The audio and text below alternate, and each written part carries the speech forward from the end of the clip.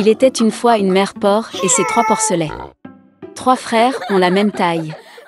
Ronds, roses, avec les mêmes queues drôles. Tout l'été, les cochons jouaient dans l'herbe verte, se prélassaient au soleil, se prélassaient dans les flaques d'eau. Mais l'automne est arrivé. Un jour, ma mère a dit qu'il était temps pour eux de penser à l'hiver. Elle leur a demandé de construire une grande maison. Le jeune frère a dit que l'hiver était encore loin. Le frère du milieu a dit qu'il construirait sa propre maison en cas de besoin. Et le frère aîné a décidé de construire la maison lui-même. Les frères cadets et intermédiaires n'ont fait que jouer à leur jeu. Il faisait de plus en plus froid chaque jour. Le jeune frère a décidé de construire une maison en paille. Le frère du milieu pensait qu'il ferait très froid dans la maison au toit de chaume en hiver. Il a décidé de construire une maison à partir de brindilles et de brindilles. Le soir, leur logement était prêt. Ils étaient très fiers d'eux-mêmes et ne pouvaient pas se lasser de leur bâtiment. Maintenant, ils étaient libres et pouvaient faire ce qu'ils voulaient.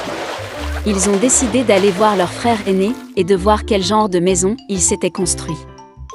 Le frère aîné était occupé à construire. Il a appliqué des pierres, malaxé de l'argile et s'est lentement construit une maison fiable et durable. Les jeunes frères ont trouvé leur frère aîné au travail. Ils étaient très surpris du genre de forteresse qu'il construisait. Le frère aîné a continué calmement à travailler. Les frères cadets et intermédiaires ont commencé à plaisanter et à rire de sa maison. Ils étaient tellement amusés que leurs cris résonnaient loin à travers la pelouse. Le frère aîné a demandé à se taire, car le loup pouvait les entendre.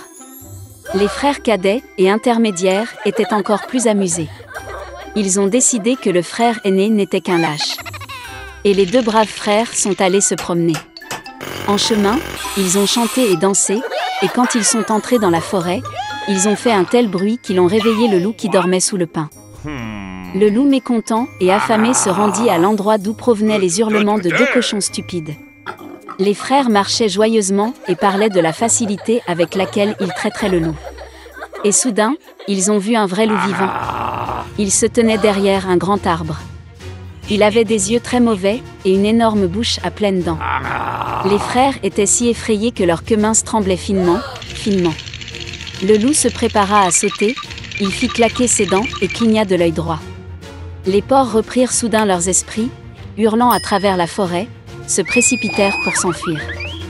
Soulevant des nuages de poussière, ils se précipitèrent chacun dans sa propre maison. Le jeune frère a couru vers sa hutte au toit de chaume et a claqué la porte devant le loup. Le loup grogna et demanda d'ouvrir la porte. Le jeune frère, par peur, ne put prononcer un mot. Puis le loup a commencé à souffler. Le toit léger s'est instantanément envolé de la hutte au toit de chaume. Le loup prit une profonde inspiration et souffla une seconde fois, et la maison en chaume vola dans toutes les directions. Le loup était ravi, claqua des dents et se jeta sur son jeune frère. Mais le cochon esquiva habilement et courut.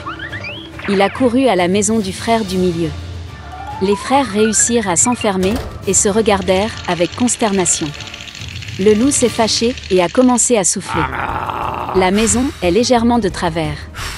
Le loup a soufflé une seconde, puis une 3e, puis une 4e fois. Mais la maison était toujours debout. Le loup prit une profonde inspiration et souffla pour la 5e fois. La maison a tremblé et s'est effondrée. Une seule porte resta quelque temps au milieu des ruines. Dans l'horreur, les porcelets se sont précipités vers la maison de leur frère aîné. Le loup a couru après eux. Il était sûr que cette fois les porcs ne le fuiraient pas. Les porcelets se sont rapidement précipités devant le grand pommier sans même le heurter. Et le loup n'a pas eu le temps de se retourner et a heurté le pommier, qui le recouvrait de pommes. Une pomme dure le frappa entre les yeux. Une grosse bosse sauta sur le front du loup. À ce moment-là, les frères cadets et intermédiaires ont réussi à pénétrer dans la maison du frère aîné et à verrouiller la porte. Le loup courut vers la porte, grogna et demanda d'ouvrir la porte. Les jeunes frères avaient très peur et ne pouvaient rien dire en retour. Et le frère aîné savait que lui et ses frères n'avaient rien à craindre dans une maison en pierre solide. Puis le loup a aspiré plus d'air et a soufflé dès qu'il a pu. Mais peu importe combien il a soufflé, pas une seule pierre n'a bougé. Et puis il a levé les yeux, et a remarqué une grande et large cheminée sur le toit. Il monta prudemment sur le toit, et commença à descendre le tuyau. Les cochons ont entendu un bruissement. Le frère aîné a immédiatement deviné quel était le problème. Il se précipita rapidement vers le chaudron, dans lequel l'eau bouillait, et en arracha le couvercle. Le loup descendit la pipe et tomba directement dans le chaudron. Ses yeux s'agrandirent sur son front. Le loup échaudé s'envola, avec un rugissement sauvage, et se précipita dans la forêt. Et les 3 petits cochons se sont occupés de lui, et étaient heureux d'avoir si habilement enseigné une leçon aux méchants voleurs. Dès lors, les frères et leur mère ont commencé à vivre ensemble, sous un même toit. Il était une fois une vieille chèvre. Elle a eu 7 enfants. Elle les aimait autant que seule une mère peut aimer ses enfants. Elle allait aller dans la forêt, apporter des herbes et des branches pour le déjeuner. Elle a appelé tous ses enfants et les a avertis d'avoir peur du loup maléfique.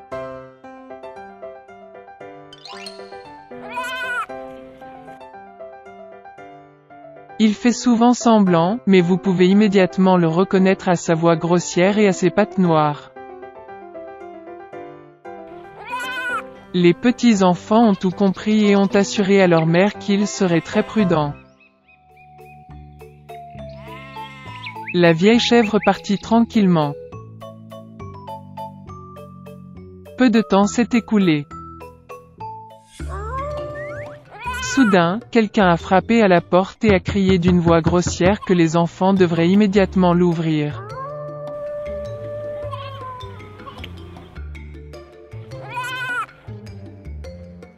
Mais les enfants de la voix rugueuse ont réalisé que c'était un loup.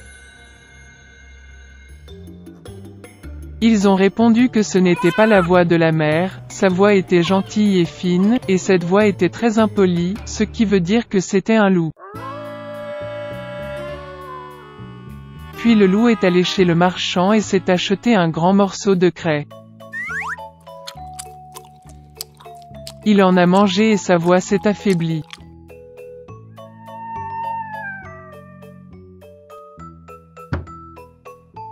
Il est revenu, a frappé à la porte et a demandé d'une voix mince aux enfants de l'ouvrir. Le loup a posé sa patte sur la fenêtre et attend. Et les enfants l'ont vu et ont répondu que les pattes de la mère n'étaient pas noires, mais blanches, ce qui signifie que c'était un loup. Puis le loup a couru à la boulangerie et a demandé de lui donner de la pâte. Le loup a oint sa patte avec la pâte.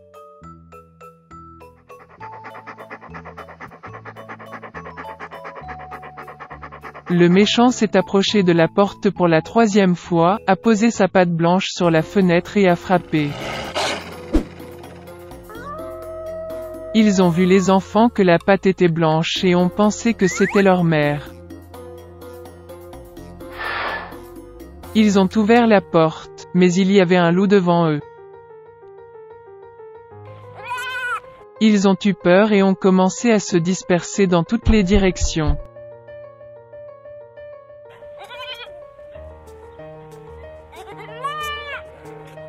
Un enfant a sauté sous la table, un autre sur le lit, le 3e sur la cuisinière, le 4e dans la cuisine, le 5e dans le placard, le 6e sous l'évier et le 7e s'est caché dans l'horloge du grand-père.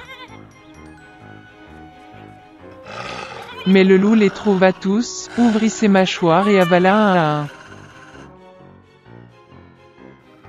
Une seule chose qu'il n'a pas trouvée, le plus jeune, qui s'est caché dans l'horloge.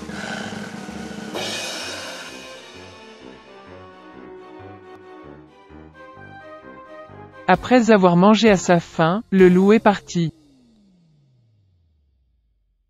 Il s'allongea sur une prairie verte sous un arbre et s'endormit. Bientôt, une vieille chèvre rentra de la forêt. Oh, qu'est-ce qu'elle a vu là-bas? La porte était grande ouverte. La table, les chaises, les bancs ont été renversés, le lavabo a été cassé, les oreillers et les couvertures ont été jetés du lit.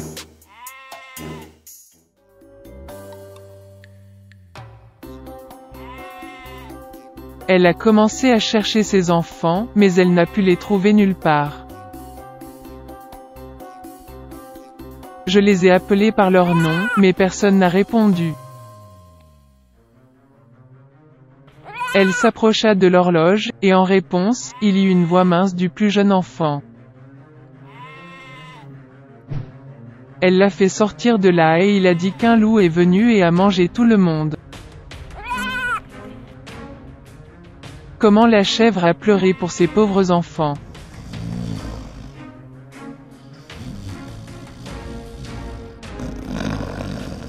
Finalement, elle quitta la maison, et la plus jeune chèvre courut après elle. Elle est venue au pré, a vu, un loup gisait près de l'arbre et ronflait de sorte que les branches tremblaient.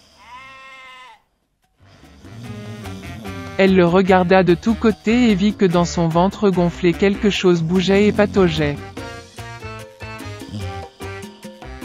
Elle a deviné que c'étaient ses enfants et était très heureuse qu'ils soient toujours en vie.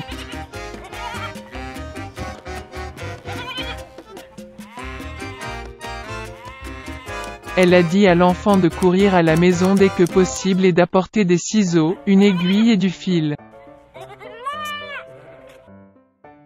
Ensuite, la chèvre a coupé le ventre du loup avec des ciseaux, et de là, un enfant a sorti la tête. Et puis les autres ont sauté tous les 6, et rien de mal ne leur est arrivé.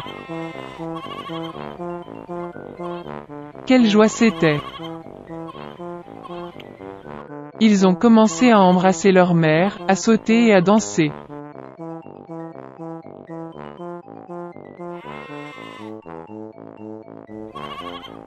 Puis la vieille chèvre a dit que ce serait bien de donner une leçon au loup pendant qu'il dormait encore. Ils ont tiré des pierres et les ont fourrées dans le ventre du loup. Une vieille chèvre a recousu son ventre, mais il n'a rien remarqué, n'a même jamais bougé. Le loup a dormi, s'est levé et a eu une telle soif dans son ventre qu'il a décidé de boire l'eau du puits.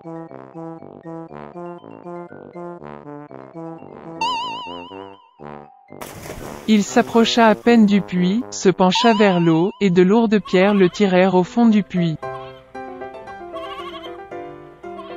7 enfants ont vu cela et ont commencé à danser de joie avec leur mère. C'est ainsi qu'ils ont enseigné une leçon au loup maléfique.